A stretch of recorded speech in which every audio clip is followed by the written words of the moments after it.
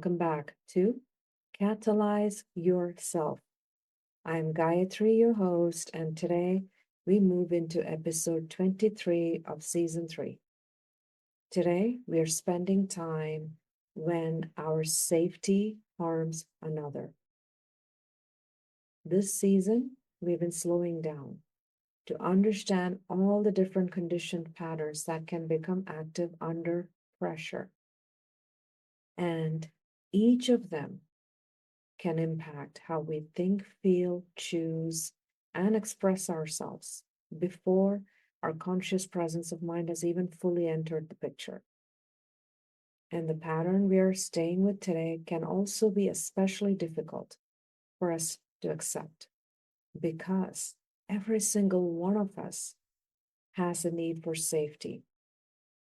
Much of what our nervous system, our mind, and our body has learned throughout our life has been shaped around helping us stay safe, to preserve our safety, and to return to it when something threatens our physical, emotional, psychological, or even relational sense of being intact. And when our safety is genuinely at risk, protection absolutely matters.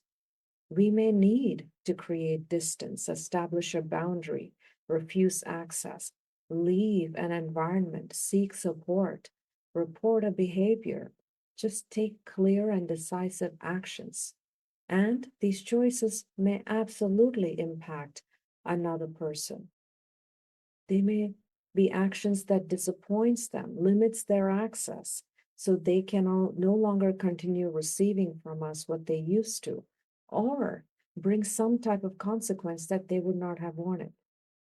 And the presence of that impact does not automatically mean we have harmed them. The conditioned pattern we are looking at today is something very different. It begins when we focus on our need to feel safe. And that carries enough authority that we no longer respect another person's dignity, their ability to make their own choices, their safety, their credibility, their belonging, or humanity. And all of those for another person, for the sake of our safety, becomes negotiable. Our attention can quietly shift from understanding what we need to protect within our own self to deciding what must happen to another person for us to feel protected again. Their silence may begin to feel necessary. Their compliance may begin to feel reassuring. Their fear may begin to feel like the only way they will take us seriously. Their shame, their exclusion, confusion, loss of credibility, loss of power may begin to feel like an acceptable cost of restoring something inside of us that feels threatened. And the harm that follows does not sit within one clean category of intentionality. We may not foresee the impact at all or the depth of the impact. We may sense that harm is possible and move away from that awareness because stopping would leave us feel exposed, unsafe. We may know another person will hurt and decide that their hurt is an acceptable consequence. We may deliberately use fear, shame, instability, or exclusion because we believe it will produce the response we need. And in some cases, the pain itself may be the part of what we intend to see happen. We may know what we are doing in one sense, while refusing, minimizing, or remaining disconnected from the full meaning of what we are doing to another human being. And there are other cases, more conscious awareness may be present than what we want to even acknowledge. So this is not a conversation where we can call every harmful choice accidental or unintentional because it came from just our conditioned patterns. It is not a conversation where the presence of intention requires us to reduce a person to someone who is entirely cruel or beyond understanding either. Today, we are staying with the complexity of how harm can be chosen, how intentionality can be layered, and how the need to protect ourselves can stop being protection and turn into permission to knowingly violate the dignity, safety, or humanity of another. And to understand how that shift takes place, we first need to stay with the point where our safety begins depending on what happens to someone else. Another person may question our judgment, challenge a decision, refuse something we expected them to just accept, call out an impact we had on them that we did not like, establish their own boundary, withdraw their approval of us, or reveal something we wanted to remain hidden. What they do may not place us in any type of real danger, physical danger, and still, something within the experience may register as a threat. We may feel our authority becoming less secure, our belonging becoming less certain. The way we see ourselves may be challenged by information we are not prepared to receive. We may feel rejected, diminished, disrespected, powerless, or unable to control what happens next. And this is where the direction of our attention can begin to change.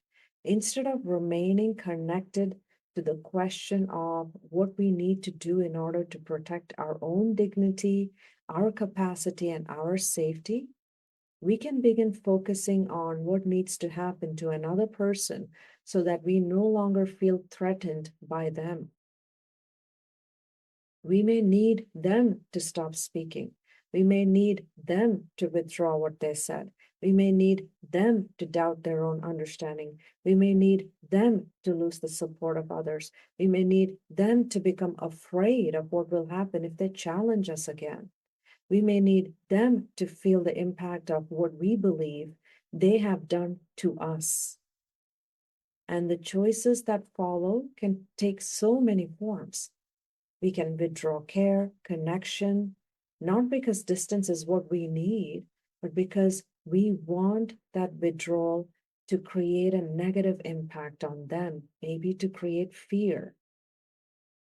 We may withhold information that another person needs, knowing the lack of it will place them at a disadvantage.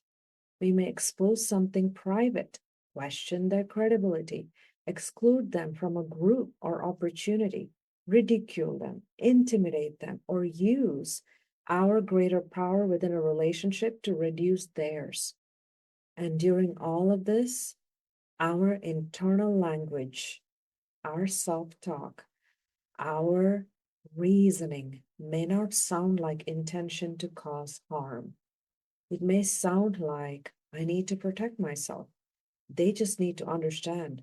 I cannot let them get away with this. They brought this on themselves. I need to regain control of the situation. I need to make sure they never do this again.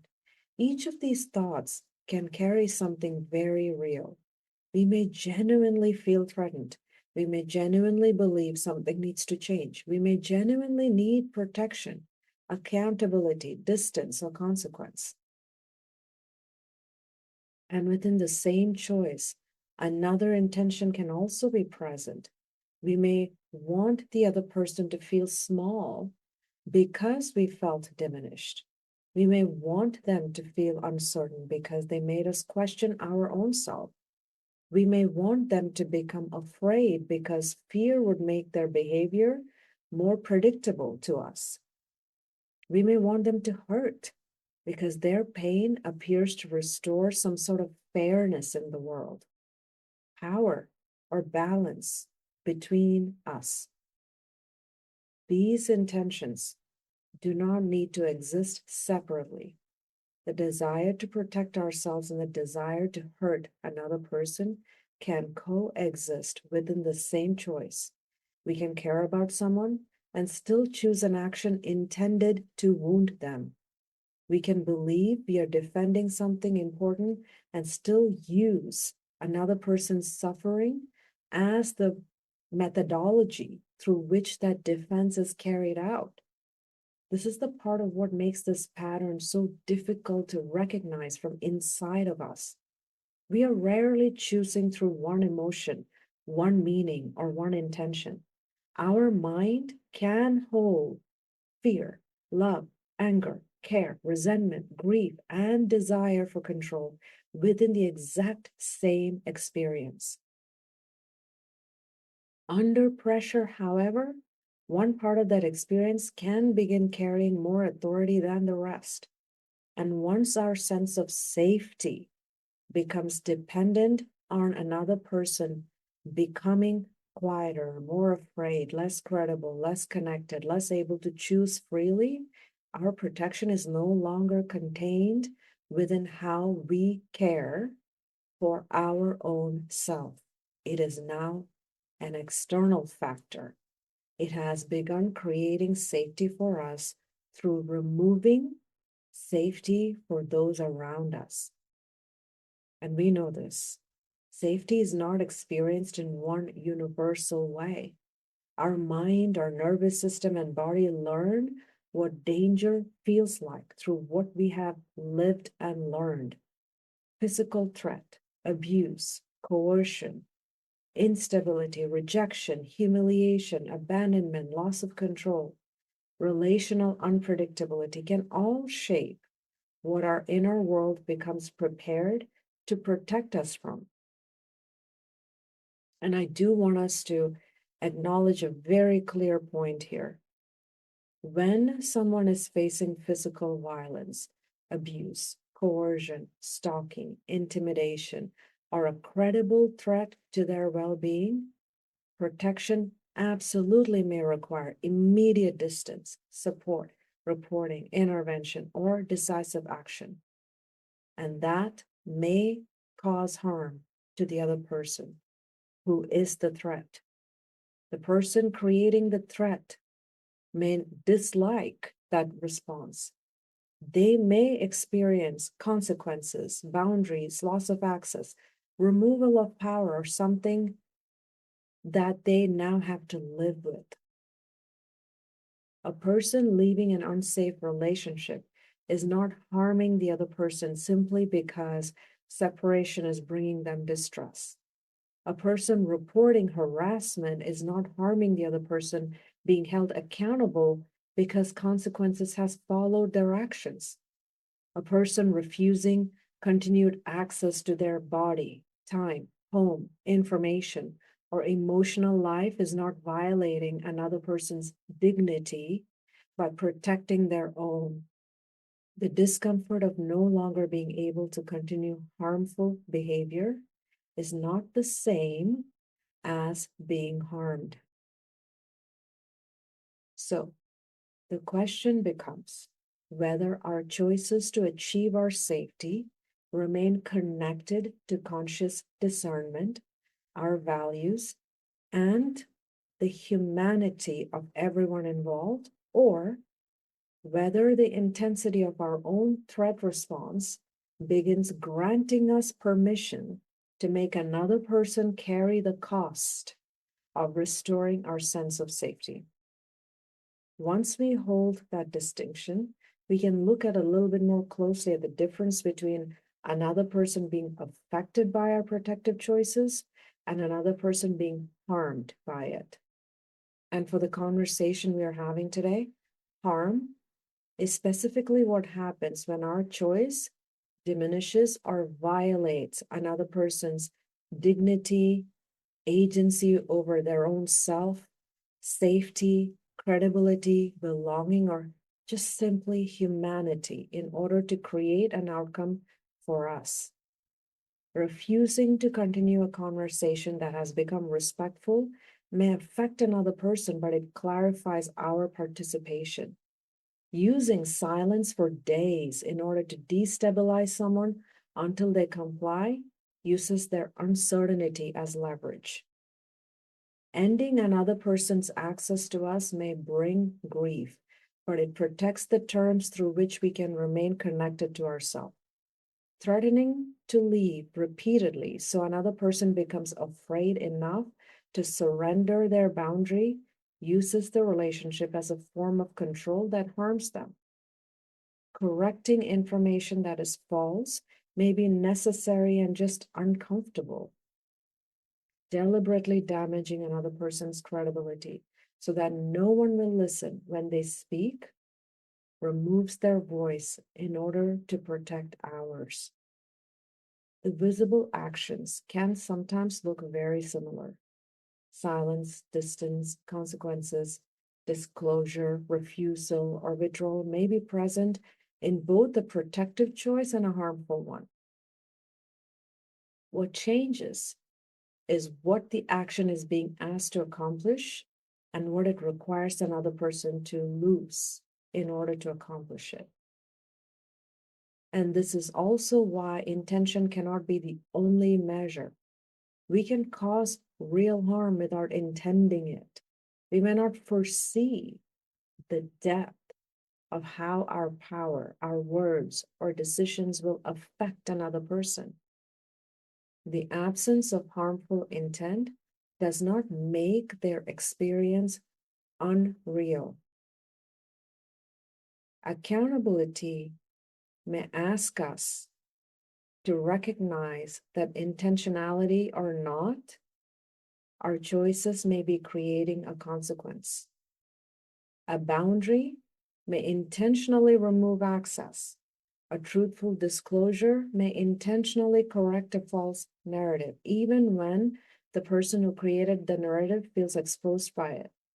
So asking only, did we mean to hurt them, will not give us enough clarity. We also need to understand what we did, what power our choice carried, what it took away, what we wanted it to produce, and whether another person's fear, shame, silence, isolation was part of how our choice was expected to work. A harmful choice does not require us to see ourselves as harmful people. It does, however, ask us to remain honest about whether another person's humanity became secondary to what we are trying to restore within ourselves.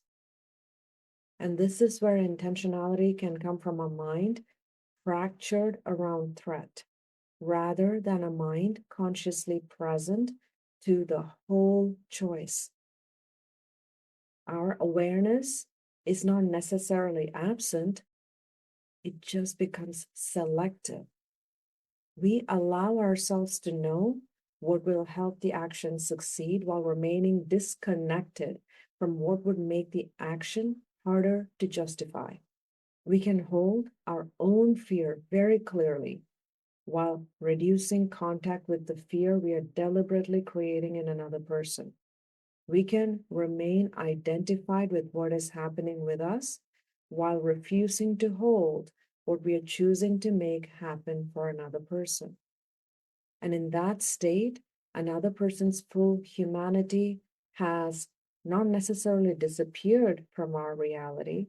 It has just become less available within our present awareness, because keeping it fully present will interrupt the action our threatened inner world has already decided is the way to restore our safety.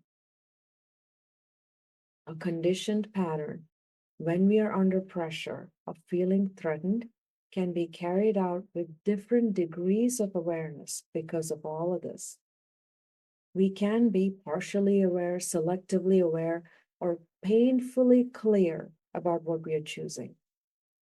Repetition may also make harm feel increasingly permissible, especially when the choice has restored control before, or when the environments around us have rewarded it, protected us for it, and excused it for us. So the most revealing question is not only whether harm was intended. We need to stay with what we knew, what we sensed, what we allowed ourselves not to hold, what we wanted with the other person's fear, pain, silence, shame, or loss, and what we wanted it to accomplish it for us. We may want another person to stop challenging us, not only because we disagree with what they're saying, but because their challenge is activating something within us that makes us feel vulnerable. We may want them to become less certain of themselves because their certainty is intensifying our own sense of inadequacy. We may want them to fear losing the relationship because their fear gives us some sort of reassurance that we still hold an important place within it. We may want them to experience shame because their shame moves attention away from what we do not want examined within our own self. And yes, in some cases, we may want them to hurt because we believe their pain will restore some sort of fairness after what we have experienced from them. And this does not mean every consequence of the choice is fully known to us. We may intend for another person to feel the cost of challenging us without considering how the experience could affect their trust in themselves, their willingness to speak, their belonging, or their ability to feel safe around us. We may intend a specific emotional response without remaining consciously present to everything that response may begin changing within the other person. Our intentionality can therefore be real and still be incomplete. This is why asking only whether harm was intended can leave us with an incomplete answer. We may not have intended every consequence. We may not have understood how deeply the choice would affect the other person. And we may still have intended enough of the effect of it to produce the silence, the compliance, the fear, the punishment, or just the loss of power. So the more revealing question becomes, what did we believe their experience would return to us? Would their silence return our authority? Would their shame return our sense of dignity? Would their fear return our sense of control? Would their exclusion return our belonging? Would their pain make our own pain feel acknowledged, avenged? When we ask these questions with honesty, we may begin to see how a conditioned pattern can create intention from within a mind that may be fractured and not integrated, and therefore incomplete. And to start moving away from this conditioned pattern, understanding and accountability need to remain in the same conversation. Understanding allows us to see what has been happening within our mind, our nervous system, and body when choice to harm another is formed. It helps us recognize what is feeling threatened, what conditioned response is becoming available, what we intended the choice to accomplish, and where our conscious presence is now narrowed. Accountability keeps us connected to what our choice created for another person. One does not remove the need for the other. Understanding that someone acted from fear, humiliation, rejection, or a fractured relationship with their own self can help us see the human experience behind that behavior. It does not require the person who was harmed to continue offering access, trust, forgiveness, or even support. Accountability asks for something so much more grounded. It asks us to call out what we did without hiding it behind the language of protection, leadership, love, or consequence when those words are being used to make the harm appear more acceptable. It asks us to acknowledge what we know, what we sensed, what we intended, and what we allowed ourselves to not consider. And once that reality is available to us, awareness creates a different type of responsibility. Accountability may mean stopping a behavior that has been repeatedly justified. It may mean correcting information we distorted, restoring access where there is possible, or acknowledging harm publicly when the harm was created publicly. It may mean accepting that trust has changed, that access to the relationship is no longer ours to expect, or that consequences will follow, even when our remorse is sincere. We can understand that our nervous system was protecting us while also recognizing that the method of protection violated someone else. We can acknowledge that the intention rose from fragmentation while still telling the truth that the intention was present. We can hold compassion for that part of us that felt threatened without giving that part continuing permission to make another person carry the threat on our behalf. Accountability then is not the rejection of our humanity. It is our willingness to remain human enough to see the humanity we disregarded in someone else. And now we have reached the close of our episode today.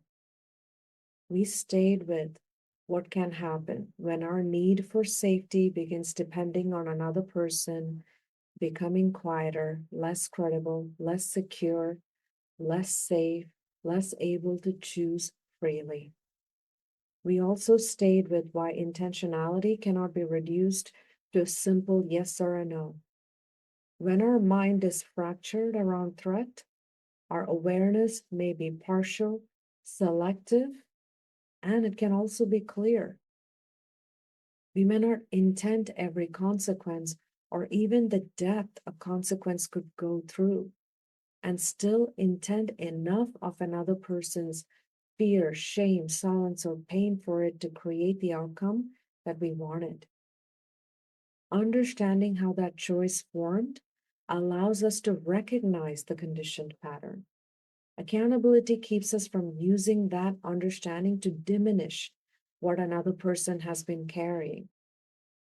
It asks us to remain honest about what we knew, what we sensed, and what we allowed ourselves not to acknowledge or hold, to ignore, and what we wanted their experience to return to us. And now, as always, I want to invite all of us to sit with a few reflective considerations. When we feel threatened, what do we begin wanting another person to feel? Lose or stop doing? What do we believe their fear, silence, shame, or pain will restore within us? And when the harm becomes visible, are we willing to let that awareness change how we participate going forward? These reflections are simply to invite us to remain present enough for our need for safety, our accountability, and another person's humanity to stay in the exact same conversation. And if today's conversation resonated, I would love for all of us to remain connected in this work. Please share your reflections and experiences through the platforms where you're listening from, or connect with me directly. And please do share this episode with anyone you feel may find value in joining us in this conversation. And in our next episode, 24, when justification replaces compassion, we will turn towards another conditioned pattern that can become active when we are under pressure. We will stay with what can happen when the explanations that make our choice feel so reasonable to us begin to leave less room for compassion towards the person carrying the impact of those choices. Thank you for joining me today. I'm Gayatri, your host, and I'm so grateful for the space we continue to share here. Until next time, let us keep noticing what our protection is asking another person to carry, and keep allowing that awareness within our conscious presence of mind so we can shape what we choose in alignment with our own self.